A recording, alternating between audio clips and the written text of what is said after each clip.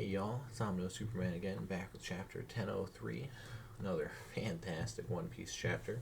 Just starts off with a bunch of combat, obviously, because we're still in the middle of the fight with Kaido, but Luffy was just beating his ass, which was great to see. It always is. Then Big Mom was all scared, and then, yet again, Zoro's just coming in clutch. I didn't do one for 10 and 2, but Zoro was a beast, as you all know. And man, Zoro was just saving Luffy. And then Law finally didn't suck. Like, he directly attacked Big Mom. He also attacked Kaido last chapter, but that's what he should have done the chapter before, as we all know. But whatever. But man, the attack on Big Mom, the direct attack, doesn't look like it did anything, but direct attack nonetheless. Man, and then it just goes to Zoro just being awesome. Like, he cut Kaido again. I mean, first time Zoro cut Kaido, but Kaido's now been cut twice by the blade Enma. Even though, like, he was in a three-sword style attack, so I don't know if it's fair saying just Enma did it. I mean, that's how the story's making it sound, but it is three-sword style move. It's not a single sword. I don't know, but that's me. But man, it was just so sweet. I stand by the fact that Orochi's going to come back, though. There's no way he doesn't. No way. I would bet on it. But then something else, as CP0 mentions the world balance when during their little talk. And do you think that's because... Oh, I just stumbled.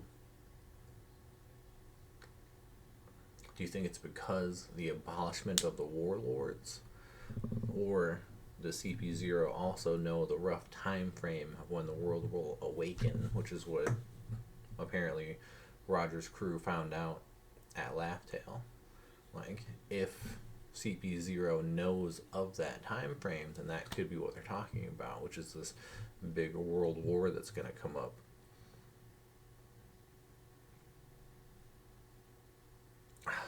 I think that's it. I don't think it's just the warlords. I think it has to do more than that. Ooh. But man, this chapter also gave us the first time we've seen Beppo, Sachi, and Penguin in a while. Because at first I thought they were still in the submarine, so I was confused. But nah, they came onto the island with Law. We just haven't seen them since. They've just been chilling, doing whatever. But it's good to see them because Law's crew hasn't really done anything that we've ever seen. So I look forward to us actually seeing them do stuff. And then on the last page, on the roof right before Kaido's pseudo reveal, it does show 3 doors, 2 of which are broken and 1 isn't, which makes sense because Luffy broke through a door to get onto the roof, and we know that Kid also got onto the roof, so he most likely broke the other door because him and Luffy took different paths. So I think this just references that at least one more person or group of people will break onto the roof. To me, it symbolizes it, so that makes sense.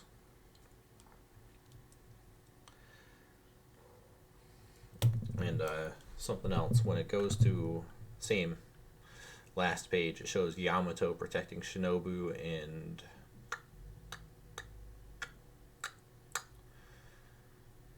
kid whose name I cannot think of. Holy shit. Momonosuke. Momonosuke. The final page shows Yamato protecting Shinobu and Momonosuke. I count Momonosuke's name wrong a lot, but that's okay. We currently don't know who he's fighting, but my actual guess is that it's Fukurokujo. I don't know if I said that right, but the head ninja who was under Orochi with a big ass head, ever since he walked away, we haven't seen him. And since CP0 is currently with Orochi's head, I no longer think he's there, because that was an original theory, because it would make sense that's where he snuck off to, because he snuck off. So I now think it is because he went after Yamato and Momonosuke, because he did sneak off right after Momonosuke got saved by Sanji, but thrown to Shinobu, and then ran away with Shinobu being technically chased by Yamato. So I think that could be where he is, and if he fights Yamato, we don't really know what either of them could do, because that would just be a sweet fight. Something else that I thought of while talking with some friends, we don't know if Kaido has awakened his devil fruit, but a thought I had is, what if it is already awakened, and that is actually how he's able to lift the entire island? Like, the awakening allows him to use all those clouds because he is a mythical Zoan. Like, in my mind, that makes sense. It fits.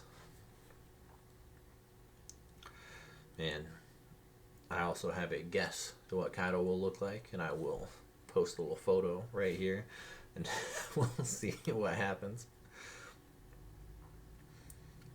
But man, I am excited to see what happens moving forward. It's just so sweet.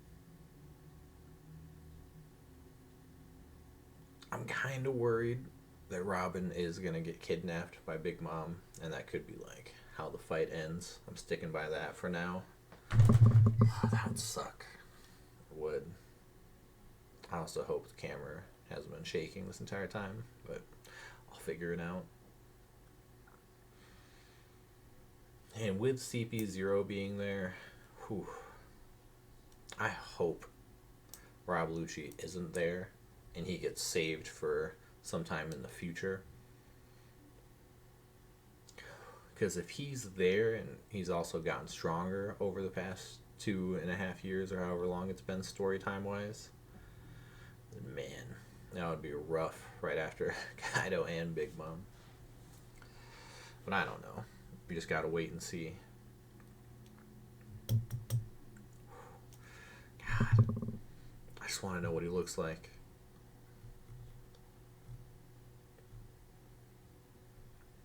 I also stand by, or I agree with the theory someone came up with, to where Sakazuki could be like a pseudo uncle to Frankie, and that could be how their fight ends.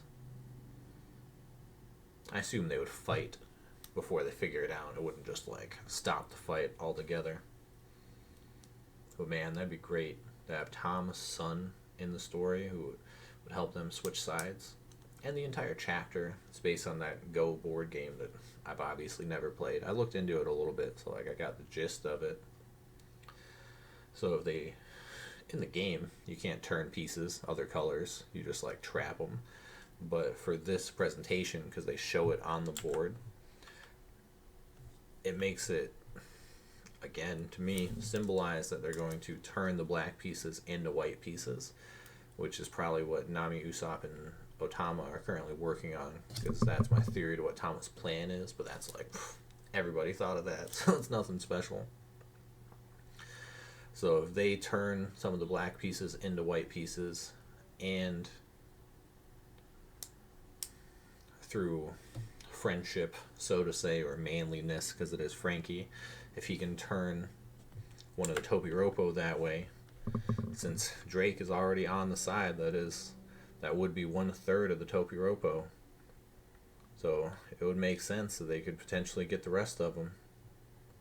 Hawkins is for sure gonna switch sides, though. There's no way, no doubt that he's not going to. No doubt that he is for sure going to switch sides. Like, that's just how his storyline is depicted. But man, I'm so excited for the future. There's so much good stuff. Last thing, random story I thought of while talking to a different friend. He's looking forward to Enel coming back. As of now, I think when Enel does come back, it's going to purely just be as like a joke. He's going to show up and be like, hey, Luffy, there's no gold around here. You got nothing. And then Luffy's just going to body him. It's going to be not close.